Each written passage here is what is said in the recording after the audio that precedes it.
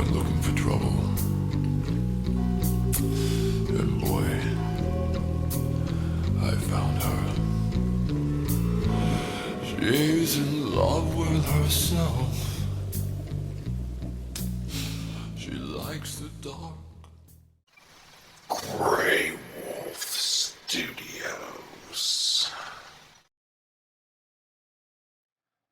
The next part that I'm going to talk about is gearing up and gearing down. Now, this can be confusing to some folks because it can actually mean a couple different things. Typically, when you hear somebody say gear up or gear down, they're talking about your pinion. They're talking about making your pinion either bigger or smaller, tooth count wise. So and I'm pretty sure I've covered this all before, but as you know, the less teeth your pinion has on it, the more acceleration slash torque you're going to have, or the more low end you're going to have. And the more teeth that it's on your pinion, the better your top end is going to be, but you're going to sacrifice some of your low end torque to get it. So when people say gear up, they're typically talking about increasing the tooth count on your pinion to gain more top speed. When they say gear down, they're talking about lessening the tooth count to gain more low end acceleration and torque, which is also synonymous for actually lowering your motor temperatures as well. If your motor is running too hot and you're checking it periodically with your temp gun like you should be until you know for a fact that your setup runs right. Um, if you see your engine starting to run too warm, probably want to gear down, go with a little bit smaller tooth count on your pinion. And this is why I said earlier that you want a really good selection of pinions. That way, because this is all your magic happens here in your gearing. Your gearing controls your gearing for the most part controls your top speed and or your torque or your acceleration. Um, you can control it to some extent with the motor itself varying the kV ratings on the motor. Also, increasing voltage on your motor will also increase. Well, that basically just increases the RPMs of the motor, the torque and the torque and stuff. Well, I guess technically probably increases the torque and it definitely increases the top speed because it increases the RPMs. But anyway, I'm getting sidetracked here. Um, anyway, if you find your motor running warm, you need to gear down on your pinion. Go, knock a couple teeth off, and say if you were using a 21 and it was still getting warm, then go down to like a 19. If 19 is still getting it too warm, then go down to a 17. And then like say 17 is running perfectly cool, well then you might maybe if you have like every single one, then maybe bump it up to an 18. And you basically that's kind of how you tune your electric kit, is by watching motor temps, watch your ESC temps, watch your battery temps. But one of your first things you're gonna really keep your eye on is your motor temps to make sure you don't have too big of a pinion on there, and your temps on your motor don't go through the roof. Now, sometimes when people say gear up or gear down, they're actually talking not about the ratio, or not about the pinion itself, but the ratio of the spur and the pinion together. If they say, and here's where it becomes confusing, because if you're talking about the ratio, then you're whether if you're talking about the ratio versus just the pinion gear size, then the terms become opposite of each other. And here's what I mean by that. In order to gear for more acceleration, you want to gear down your pinion. But on the flip side of that coin, if you want to increase, if you still want to increase your acceleration, you actually want to increase your gear ratio between your spur and your pinion. The higher your gear ratio is between your spur and your pinion means you're going to have more acceleration. Higher ratio equals higher acceleration. Lower ratio, like 1-to-1, for example, means, top speed. You're gearing for speed, not acceleration.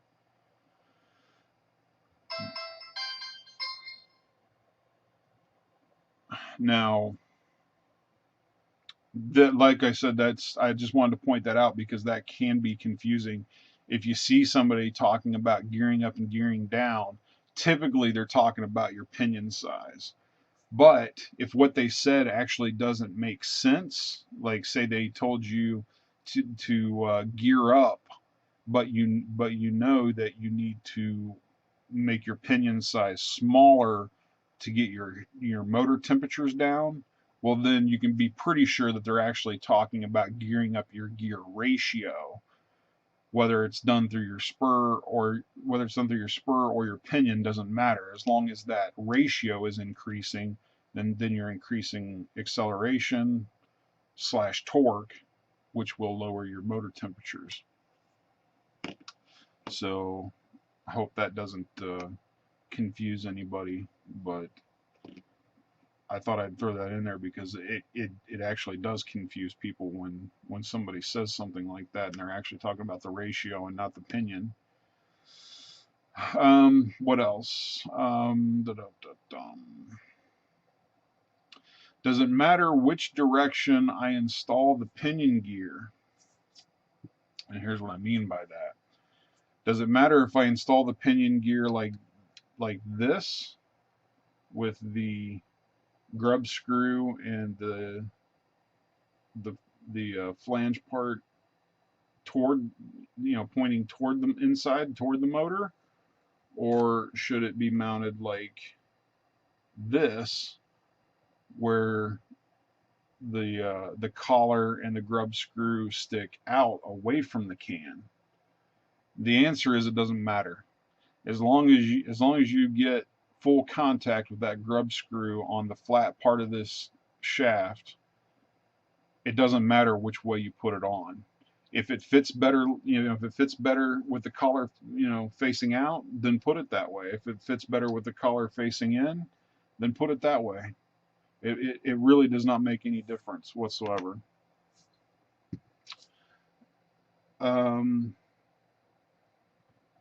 And probably the last thing that I want to talk about with gearing is called cogging. Cogging. Cogging. Now, cogging is caused when your gear ratio is too low, or in other words, your kit is geared for more top end than bottom end, or geared more for high speed than it is for torque. And what happens is when the motor first tries to take off, you might get like a stuttering effect, and then eventually it'll pick up and take off. It might start off stuttering like this, and then all of a sudden it just goes. Sometimes it'll just stutter, and if it's real bad, it may just stutter and just keep stuttering and can't ever really get going. Or sometimes, most of the time what'll happen is it'll just stutter at the beginning, and then once it gets up to a certain speed, then it can operate just fine. That's called cogging, and basically what it is you've made your gear ratio so low that your motor doesn't have the low end torque anymore to be able to push it at the lower speeds where you need that torque when you're trying to get the car rolling initially. So if you ever find your kit cogging, then you definitely want to raise your gear ratio, um, or lower, either, you want to raise your gear ratio. Now, whether that's, putting a pinion on with less teeth or putting a spur on with more teeth, doesn't matter. You can do either one as long as that ratio gets raised up there. And that's really about all I have for gearing. That covers the bulk of it. Just know that gearing is really where the tuning of your kit comes in.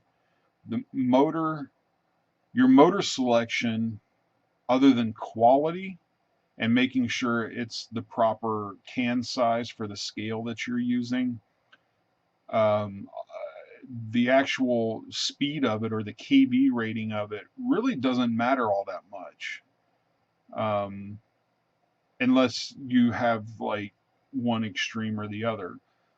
For example, if you go back to the Losi SCTE that I was talking about, very heavy truck. Well, if you put a big, if you put a real high end, a real high kV motor in there, like say a 5800 kV motor, a 5800 kV motor is not going to have the torque necessary to push that big heavy short course truck, um, and you're going to get a lot of cogging out of it.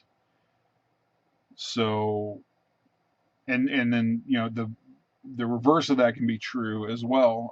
Take your 10th scale 2-wheel drive buggy, very small, very light kit. Well, if you put a really low kV motor in there, like say a 2400 or a 2600, 2800, something like that, then will it work? Yeah, it'll work, but you're gonna, in order to really get the speed out of it that you would want, you would have to have some really large pinions and probably some fairly small spurs to get the kind of top speed that you would want out of it.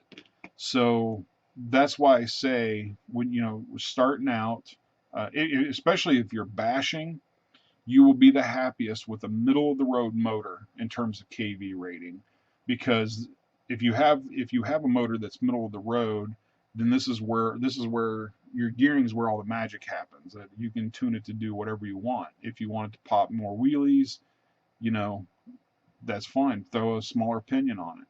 If you wanted to go faster in the top end, fine. Throw a bigger pinion on it. You can totally adjust your kit using gearing. So anyway, I'm going to end it on that note. I may do a follow-up vid if I get a lot of questions, or if I get people saying, hey, you forgot to mention this, you forgot to mention that, et cetera, et cetera. I may do a follow-up a follow-up vid at some point, to further expand on a lot, maybe some of the topics that I've already discussed, or maybe there's things that I totally left out that I completely forgot.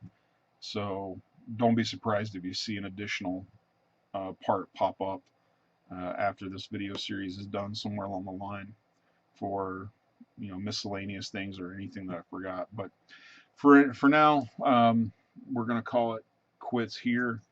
And I do appreciate you taking the time to watch my videos, especially if you've watched the entire series. A lot of work goes into actually making these videos, much more than you'd probably even think, much more than I thought originally when I got into it. And I'm an IT guy. I kind of already had an idea of what I needed to do to begin with, and it was actually even more work than what I thought. But I do enjoy doing these videos. I do enjoy helping people learn when I can. I really hope to save some of you guys some headaches along the ways, in terms of trying to figure out what to buy, what to use, what does, and all that kind of stuff. And if you have any comments or questions or suggestions on things that I forgot, things that I left out, things that I that you'd like to see me go into more detail on, anything like that, please feel free to let me know.